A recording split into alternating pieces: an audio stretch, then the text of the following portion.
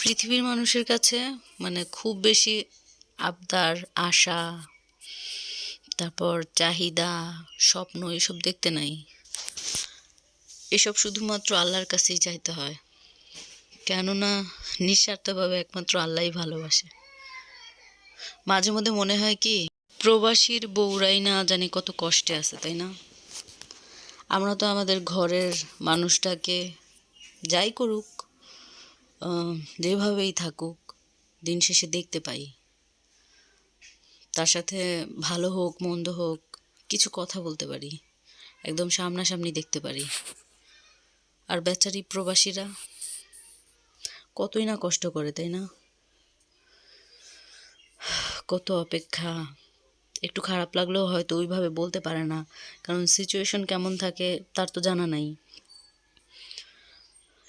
আমার কাছে প্রবাসী বউদের একদম মানে বড় একটা যুদ্ধার মতো মনে হয়। যুদ্ধ তো সামনাসামনি হয়, আর প্রবাসীর বউরা কই থাকে তাদের কই থাকে তাদের প্রিয় মানুষটা? তবে তবে এই ফাঁকে আবার কিছু কিছু প্রবাসীর বউ আছে দারুণ লুচ্চামি করে।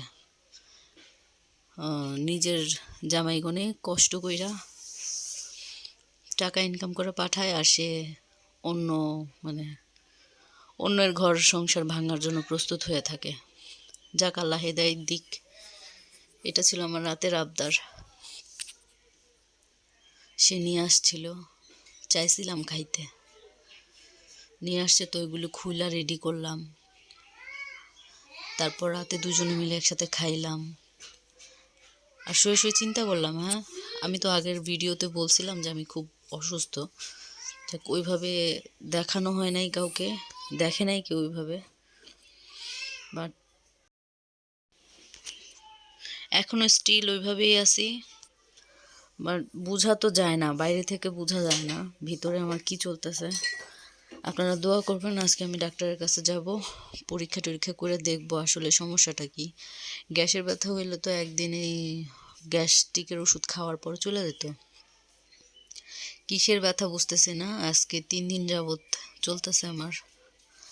আপনারা দোয়া করবেন আমি যেন আমার বাচ্চাদের পাশে থাকতে পারি। সব কিছু তো সবাইকে বলা যায় না, সবাই বুঝতেও পারে না, একমাত্র আল্লাহ ছাড়া কেউ জানে না এসব। আল্লাহ যেন আমাদেরকে একটু সাহায্য করেন। আর আর আসসালামু আলাইকুম। আমার ওই সালামের অংশটা কেটে গেছে, তো ওইখানে আমি একটু আগে দেখলাম যে আমি সালাম দিছি, ওটা শোনা যেতেছে না। এখন সালাম দিয়ে দিলাম। যারা ভিডিও পুরোটা দেখবেন তারা নিশ্চয়ই শুনতে পারবেন।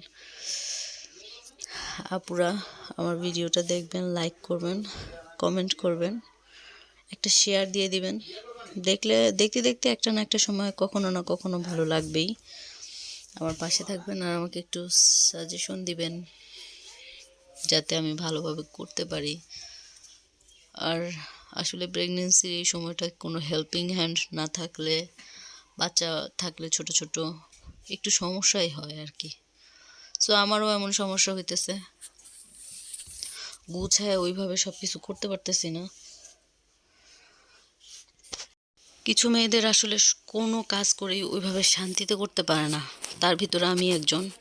জানি না আর কে আছে এমন। আমি যেই কাজটাই করি খুবই হিবিজিবি, খুবই প্যারাময়ভাবে করতে হয়। একটু পর পর আমি ভয়েস দিতেছি, বাচ্চাদের আবার সামলাইতেছি, ওরা দুনিয়ার উল্টাপাল্টা কাজ করতেছে।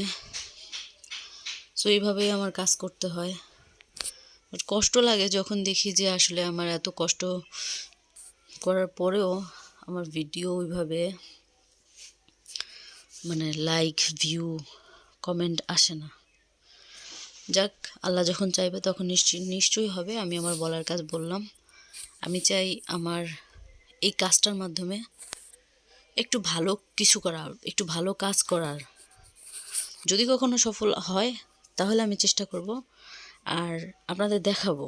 যদি বেঁচে থাকি, ভালো থাকি, যদি সুযোগ হয় অবশ্যই দেখাবো।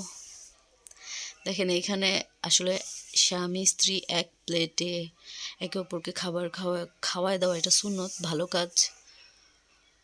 আমরা তাই করতেছিলাম। কি করি না না করি জানি না, মাঝে মধ্যে কিছু না কিছু ওই সব পালন করার চেষ্টা করি। এতে যদি অনেক বেশি মায়া বাড়ে, মহাব্বত বাড়ে, এজন্য আর কি। আর এটা তো হালাল সম্পর্ক, তাই না? বাড়ানোটা দোষের কিছু না। সো চেষ্টা করি আর কি নিজের মধ্যে মাঝে মধ্যে অনেক কষ্ট, অনেক ঝড়ঝাপটার ভিতরেও কিছুটা একটু অন্যরকমভাবে দিন পার করার। উনি হাসতেছিল মিটমিট করে আর আমার বলতেছিল যে